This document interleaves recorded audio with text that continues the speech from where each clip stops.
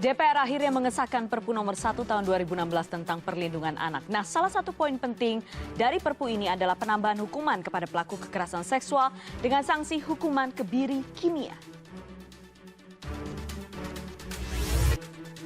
Sidang kasus dugaan pembunuhan Wayan Mirna hari ini kembali dilanjutkan. Sidang masih akan mendengarkan nota pembelaan terdakwa yang kemarin belum selesai dibacakan.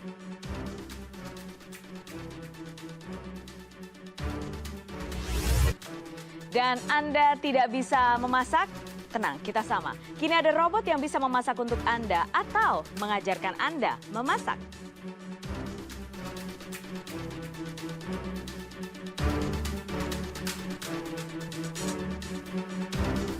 Selamat siang, aturan kebiri kimia disahkan parlemen. Apakah ini akan benar-benar berjalan? Siapa yang akan menjadi eksekutor nantinya? Karena Ikatan Dokter Indonesia jelas menolak. Saya Putri Ayu Ningtyas, langsung dari studio CNN Jakarta. Inilah CNN Indonesia News Report.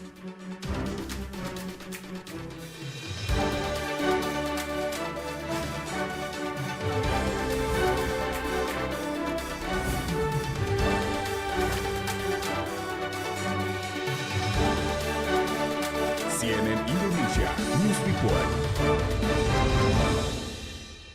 Dewan Perwakilan Rakyat akhirnya mengesahkan peraturan pemerintah pengganti undang-undang atau Perpu nomor 1 tahun 2016 yang merupakan perubahan kedua atas Undang-Undang nomor 23 tahun 2002 tentang perlindungan anak. Namun fraksi Gerindra menolak pengesahan Perpu ini. Rapat pengesahan digelar dalam paripurna di gedung DPR Rabu pagi dipimpin oleh Wakil Ketua DPR Agus Hermanto. Turut hadir Menteri Pemberdayaan Perempuan dan Perlindungan Anak Yohana Yambise. Salah satu poin penting dari Perpu ini adalah penambahan hukuman kepada pelaku kekerasan seksual dengan sanksi hukuman kebiri kimiawi. Sebelum disetujui, penetapan Perpu ini sempat ditolak oleh dua fraksi di parlemen yaitu Gerindra dan PKS. Namun akhirnya mereka menghormati keputusan mayoritas fraksi hingga akhirnya Perpu ini disahkan dengan beberapa catatan. Tentang perlindungan anak dapat disetujui untuk disahkan menjadi undang-undang. Indonesia darurat kejahatan seksual terhadap anak. Pemerintah ingin menerapkan sanksi lebih berat bagi pelaku dengan mengusulkan kastrasi atau kebiri. Penerapan ini diharapkan bisa memberi efek jera bagi pelaku. Namun benarkah ini akan efektif karena ada penolakan dari dunia kedokteran? Sepanjang tahun 2016, Indonesia dikejutkan dengan berbagai kasus kejahatan seksual terhadap anak. Salah satu kasus yang menyentak publik adalah kasus pemerkosaan yang berakhir dengan pembunuhan terhadap siswi SMP di Kabupaten Rejang Lebong, Bengkulu. Korban diperkosa kemudian dibunuh. Pelakunya belasan orang, 7 diantaranya masih di bawah umur. Pengadilan Negeri Bengkulu telah memvonis para pelaku di bawah umur dengan hukuman 10 tahun penjara dengan 6 bulan pembinaan sosial. Sementara para pelaku dewasa terancam hukuman penjara 20 tahun dan bahkan hukuman mati. Tak kalah mengejutkan adalah kasus pemerkosaan terhadap balita berusia 2,5 tahun di Bogor, Jawa Barat. Pelaku yang merupakan karyawan di pabrik Batako ini terancam hukuman maksimal 20 tahun penjara. Banyak kalangan menilai maraknya kasus kejahatan seksual terhadap anak disebabkan hukuman yang terlalu ringan. Inilah yang melatar belakangi Presiden Joko Widodo menandatangani peraturan pemerintah pengganti Undang-Undang Perpu nomor 1 tahun 2016 yang populer disebut Perpu Kebiri. Saya ingin memberikan catatan mengenai pemberatan pidana, yaitu berupa ditambah sepertiga dari ancaman pidana, dipidana mati, seumur hidup, atau pidana penjara paling singkat 10 tahun dan paling lama 20 tahun. Pidana tambahan, yaitu pengumuman identitas pelaku, tindakan berupa kebiri kimia dan pemasangan alat deteksi elektronik. Namun kriminolog Adrianus Meliala mengatakan pemberlakuan hukuman kebiri justru hanya menambah beban negara. Menurutnya hukuman ini tidak menyentuh substansi permasalahan dan relatif mahal. Ketika kita bisa mulai kebiri kan bukankah itu artinya biologi yang dihukum? Yang salah kognisi kok biologis yang dihukum? Kan itu dua hal yang sebetulnya nggak nyambung gitu ya. Hal lain adalah bahwa dari segi teknisnya. Jadi saya kira memang ada beda ya antara bahasa politik dengan bahasa teknokrat dan bahasa birokrasi. Bahasa politik memang mungkin mudah saja mengatakan bahwa ya kita pakai hukuman kebiri. Nah ketika bahasa teknokrasi bingung tuh. Ketika kita bicara mengenai bagaimana standarnya, bagaimana penetapan kinerjanya. Tadi bahasa teknokrasinya bingung, apalagi bahasa birokrasi. Anggarannya dari mana? Itemnya ada item apa? Ya kan? Lalu bagaimana cara mengusahakannya? Apakah melalui metode bidding, penunjukan langsung atau apa? 12 Oktober 2016, Perpu nomor 1 tahun 2016 yang merupakan perubahan kedua atas Undang-Undang nomor 23 tahun 2002 tentang perlindungan anak telah disahkan DPR. Salah satu poin penting dari Perpu ini adalah penambahan hukuman kepada pelaku kekerasan seksual, yakni dengan sanksi hukuman kebiri kimia. Semoga saja Perpu ini dapat membuat anak-anak Indonesia tidak lagi menjadi korban kekerasan seksual. Zulfikar Zuduran, CNN Indonesia. Dan berikut suara warga tentang pemberlakuan hukuman kebiri bagi pelaku kekerasan seksual pada anak.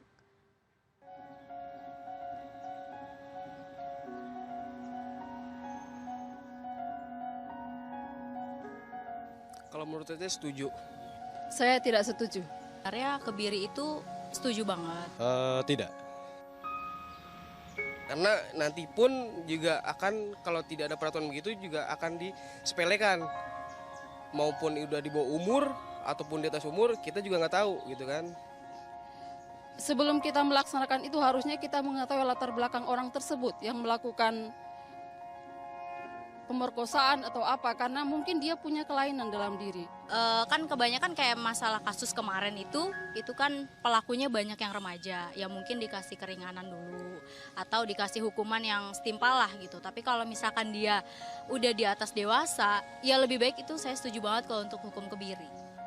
Karena lebih ke pemborosan ya menurut saya. Karena suntik kebiri itu butuh dana juga kan. Kita ke informasi lain, abrasi Pantai Tempur Sari mengakibatkan 2 jembatan di jalan raya penghubung 2 kecamatan yakni Tempur Sari dan Pasirian putus. Jembatan Regoyo di Desa Gondoruso, Kecamatan Pasirian Lumajang ambles di Kecamatan Tempur Sari terisolir dari akses utama menuju kota Lumajang. Ya terpaksa mutar lewat sana kan.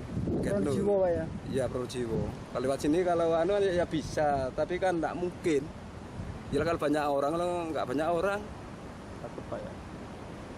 Kena antem ombak kan bingung gitu. Sedikitnya 172 rumah di Kecamatan Parigi, Pangandaran, Jawa Barat rusak setelah diterjang angin puting beliung Rabu sore. Kerusakan terparah terjadi di Dusun Asamaya dan Dusun Bojong Salawe, Desa Karang Jaladri, Kecamatan Parigi. Banyak rumah rusak berat tertimpa pohon tumbang. Sedangkan beberapa rumah lain rusak ringan. Tidak ada korban jiwa dalam peristiwa ini. Warga yang rumahnya mengalami rusak berat kini terpaksa mengungsi ke rumah kerabat dan tetangga. Saat ini warga bergotong royong membersihkan batang dan ranting pohon yang menimpa rumah mereka. Langsung lari, ngambil cucu, anak saya ngambil neneknya, diam di sana gitu. Keluar. Pintu dekat pintu belakang. Ini Ya lihat ini asbesnya berterbangan ke atas. Pesawat Asian One jenis Grand Caravan mengalami crash landing di Bandara Aminggaru, Distrik Ilaga, Puncak, Papua. Ratusan warga kota El Alto, Bolivia hari Rabu berunjuk rasa memprotes buruknya infrastruktur di kota itu. Kedua informasi ini kami hadirkan sesaat lagi.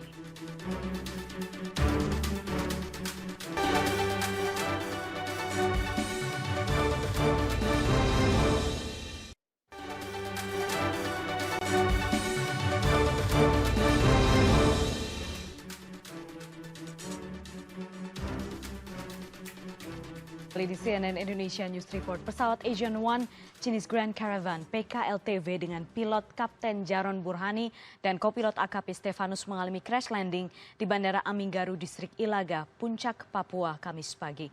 Kepala Bidang Perhubungan Udara Dinas Perhubungan Komunikasi dan Informatika Kabupaten Mimika B. Purba yang dihubungi melalui sambungan telepon membenarkan peristiwa ini. Crash landing terjadi karena cuaca berkabut dan kondisi landasan pacu yang licin. Saat ini pesawat Asian One dijaga Satgas Paskas karena kondisi pesawat sayap kiri mengeluarkan aftur. Tidak ada korban jiwa dalam peristiwa ini, namun kondisi propeller pesawat bengkok. Saat ini penerbangan di Bandara Aminggaru ditutup sementara hingga pesawat yang membawa muatan sembako ini dipindahkan.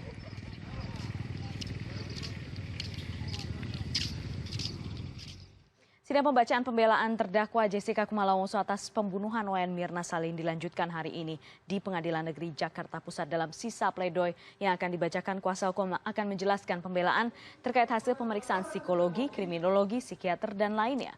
Kemarin telah dibacakan 150 halaman nota pembelaan Jessica Kumala Wongso dari 4.005 lembar nota pembelaan yang disiapkan tim pengacara Jessica. Rencananya hanya 300 lembar yang akan dibacakan.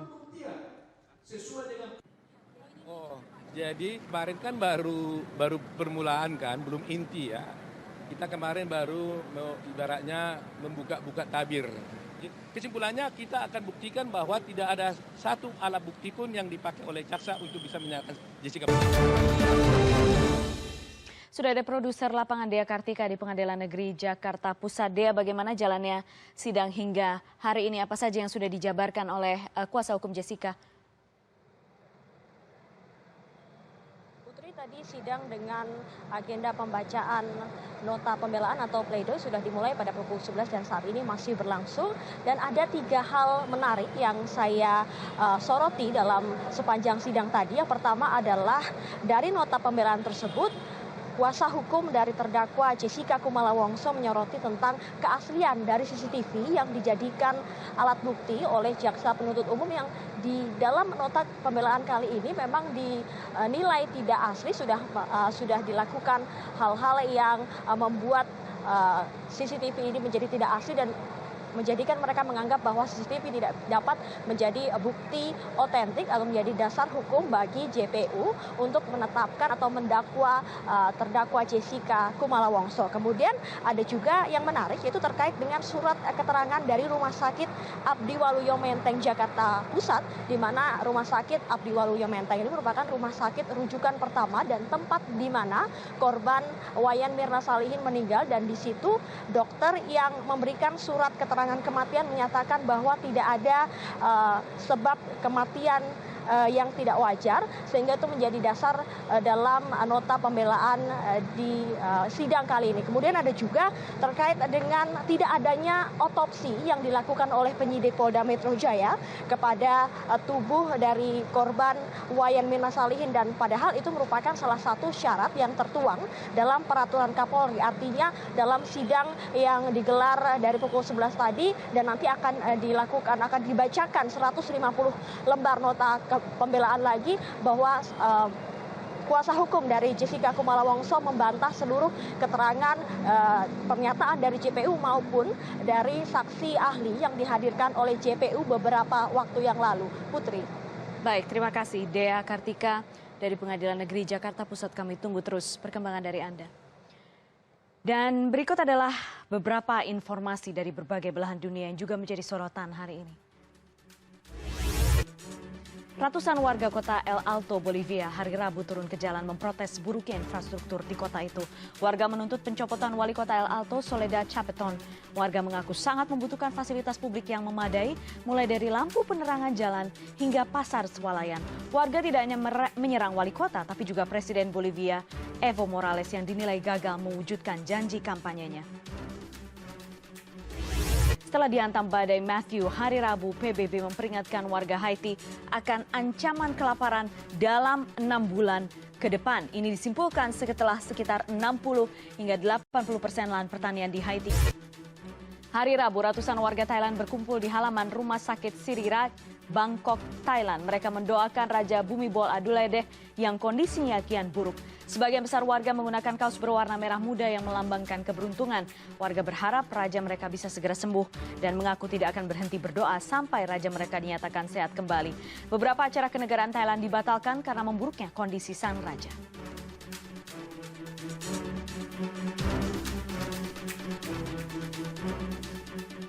Setelah jeda, kami hadirkan informasi masak-memasak bukan manusia, tapi robot. Tentu ini akan memudahkan hidup Anda. Tetap bersama kami.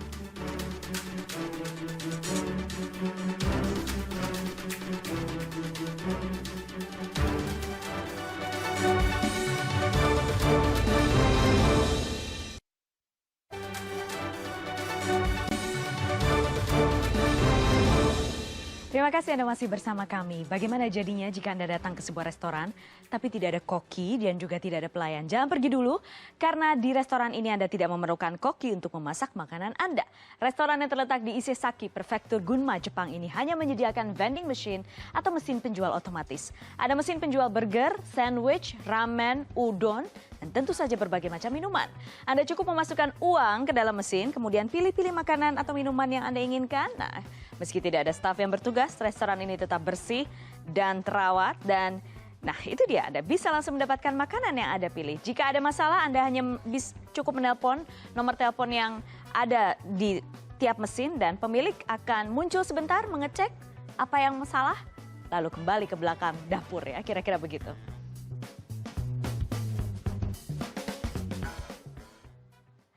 Anda tidak bisa memasak? Jangan khawatir. Sekarang sudah ada robot yang pandai memasak. Molly Robotics adalah robot koki pertama di dunia. Ia pandai memasak apa saja. Jadi selain jago memasak, Molly juga bisa mengajarkan cara memasak. Untuk memasak sesuai menu yang Anda inginkan, Anda tinggal memilih menu yang terkoneksi di telepon genggam Anda. Sediakan bahan-bahannya, kemudian Anda tinggal menunggu makanan terhidang karena robot Molly akan memasaknya. Molly diciptakan oleh tim Mark Olenek di London, Inggris. Ia membuat robot memasak ini lengkap dengan peralatan dapur dan desain dapur modern. Selain itu, Molly dibentuk seukuran dengan tangan manusia supaya bisa menyesuaikan ukuran makanan yang dimakan manusia. Molly akan dipasarkan tahun 2017, tahun depan. Harganya $75.000 Amerika atau sekitar 980 juta rupiah. Mending kursus masak ya kalau semahal ini.